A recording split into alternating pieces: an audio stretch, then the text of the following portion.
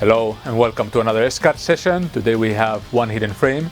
They're probably one of the best Finnish punk rock bands and personally one of the best punk bands I've ever seen live. So this session is not going to disappoint. These motherfuckers know how to play. So enjoy One Hidden Frame.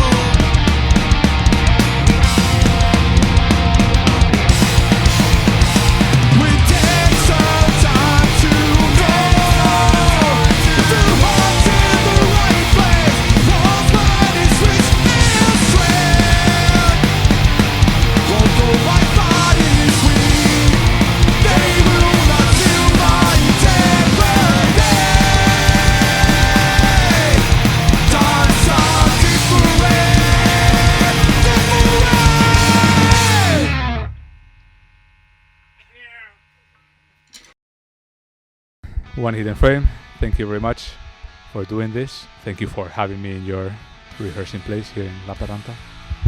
And well, the band started in 2002, 17 years ago. Yeah, the first rehearsals. Yeah. Yes. What were your influences when you started? Like, I have to say it was like Adhesive, Satanic Surfers, of course, and then of course this old band from Lappeenranta called Project, and Overdriven, and Bad Religion, of course, was the main thing. Even though we don't sound like Bad Religion, maybe, but it's definitely one of the that started everything.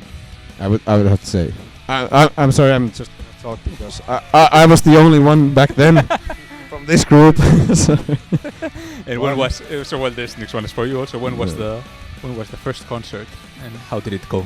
It was in 2003, and it was in an old slaughterhouse in Lappeenranta. It was this kind of squat that's not really common in Finland. Yeah. Punainen silmä. So it was the basement of the, and he used to have the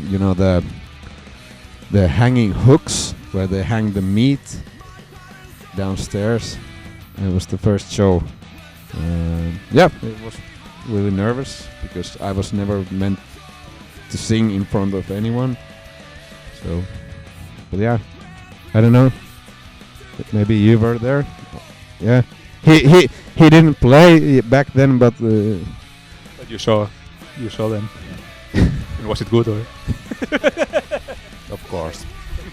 You played a couple of weeks ago, opening for Satanic Surfers. How was the night for you guys? Well, it was really overwhelming because it's something for us like that we listened to when we were young. I don't know. The whole night was like really kind of surreal, and a lot of beer. And talking about legendary Swedish punk bands, I think Pekka, well, and the band, you were involved in bringing Adhesive to Helsinki for the first time. I don't know if you could tell us like how did it came about getting Adhesive here? Yeah, Adhesive was one of the first bands for me, like in like 97 or something. I heard them. Vesku used to listen to them as well, and they quit in 2002 when we started. So they came back in 2017. So and everyone was like, they should come to Finland. And I was like, well, why not just book them by ourselves? So I got in contact, and I was a bit nervous because I never done shows like with someone I don't know, like, or I haven't met personally. So and their point was to make money for the charity. So it was kind of like, what if everything goes wrong and we don't get any money for the charity? So but everything went so good.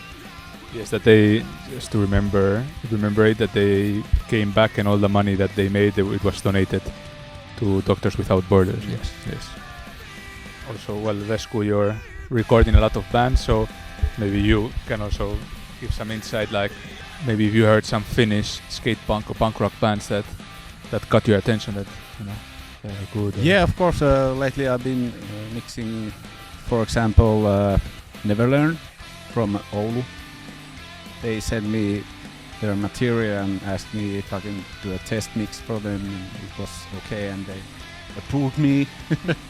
So that was good. So I would say there's a good kind of like a wave of skate punk going on. So it's really nice to be a part of it.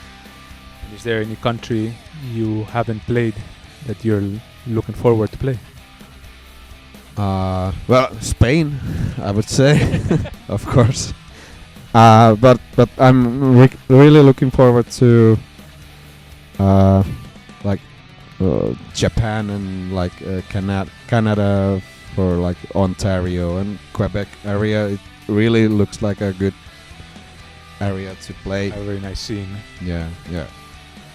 Well, I'm interested on trying to see how like a one hidden frame song is done, like maybe from the beginning and so I would like to get the the example of a song that I've listened a lot because I was grateful enough to do the music video for Exploding Head Syndrome.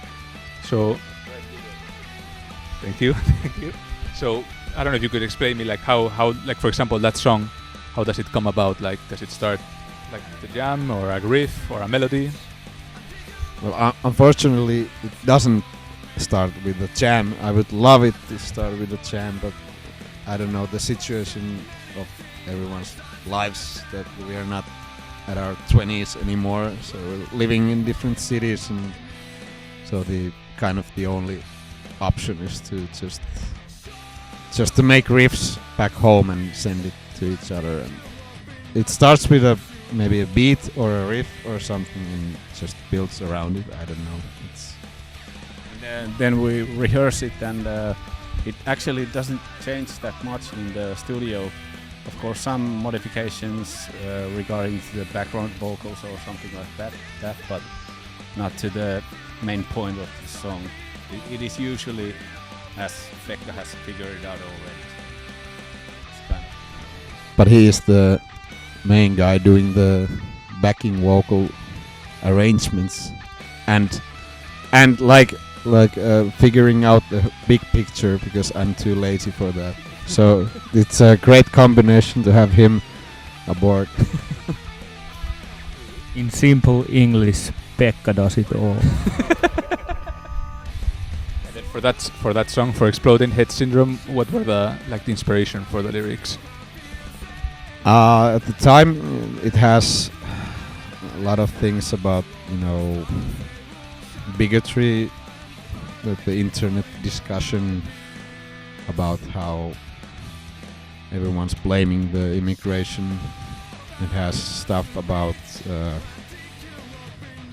the Turkish president Erdogan, like building big palaces at the same time as everyone's escaping to the refugee camps, like where you put the money. And well, your latest release, the 7-inch split together with the Italians 1000 Oaks. How did that came about? We met with Alex of 1000 Oaks in Punk Rock Holiday, and then we started talking that we could go to Rome one day, and we went, and we realized we have really similar musical tastes, not just in skatepunk, but with everything else as well combined. And then we thought, like, why wouldn't we've never done any split albums or even shorter releases, so then we thought, why not do a split? And Alex also does studio stuff in Rome, so then we thought maybe we go there, and it worked out well. You recorded everything there in Rome? How many days? One day, actually. Actually, it was 1.5 days. It was like in the evening we did the drums for like a couple of hours, and then the next day we did guitars and bass. And actually, we recorded the vocals here. Yeah. So it was like a combined kind of solution. It worked out really great and fast. Alex was a total professional. Everything was so smooth and ongoing. And what are the future plans for One Hidden Frame? Well, I'd like to maybe I don't know, not say goodbye to this guy here, but he doesn't want to make a big fuss about it. But yeah, he joined in 2006. So, but lives go how they go, and you don't always have time and we want to do a lot of shows abroad. So we're gonna do a little switch here. But I yeah, the future plans like to go outside Europe, I guess. Yeah. Anybody in Japan is listening? Hook them up. Yeah. Well, and I'll try to take care of Spain. Because you know everyone in Spain. Yes, of course. Do you have any plans of recording another album soon? Yeah, we have to. Yeah, sorry. It's been busy. But yeah, gotta have to start making new songs. I guess that's the main reason, but yeah, let's see. Well, Vesku, Pekka, Jere, Vesa, Emil, thank you very much for doing this. Thank you for having us here. And thanks for the decoration. It looks, the illumination, it looks really good. So well, I wish you all the best and hope you go to Japan and I hope we go to Spain someday. Yeah. Okay, well, thank you. Thank you. Yep, thanks. Hey, thanks for watching, and well, you can find One Hidden Frame in all digital platforms, and that split EP that we were talking about with Thousand Oaks, if you want a physical copy, you can get it from Fast Decade Records. I'll leave a link in the comment section, and well, go support the bands. Thanks for watching, and see you in the next one. And please subscribe.